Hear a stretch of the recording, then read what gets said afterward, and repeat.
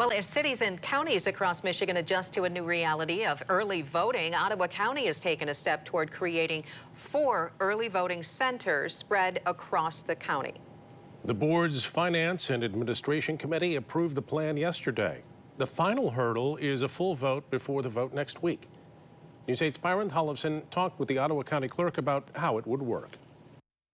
Everyone is doing this differently, but Ottawa County is planning on teaming up with cities and townships, working together to make this new reality of required early in-person voting run as smoothly as possible. Michigan's expansion of early voting, requiring at least 9 days of it statewide leading up to the election, is right around the corner. And Ottawa County is on the verge of putting its own plan into action over the next 2 years. And we are looking forward to kind of moving forward with this vote center model and allowing our voters to vote anywhere in the county. The idea, 4 early voting centers around the county, open to all registered voters 8 hours a day in the 9 days leading up to the election, placed in Georgetown Township, Holland, Grand Haven, serving higher population areas, and the last in Crockery Township for voters north of the Grand River. They would rent out churches, nonprofits, government buildings, and schools. It's going to be more convenient for voters. It's going to be in an area where you're regularly traveling, whether you're working, shopping, eating out.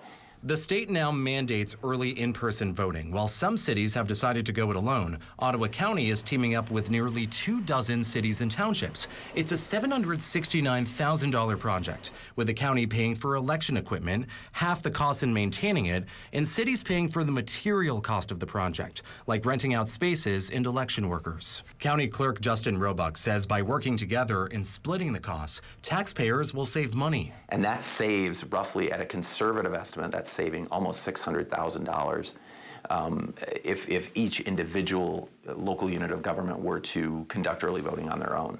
Plus, the state has allocated $30 million in grants, incentivizing counties and cities to team up.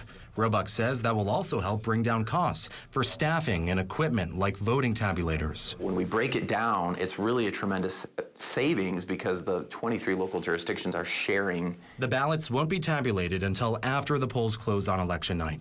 For more security and verification, the ballots will be watermarked. A live database will ensure each person only votes once.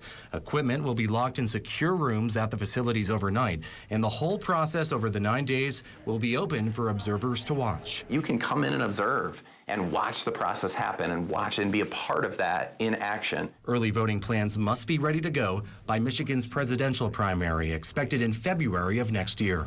The Board of Commissioners is expected to vote next Tuesday on this plan. Roebuck is feeling confident that it's going to be approved. If it does pass, he expects to know exactly where those early in-person voting centers would be sometime next month.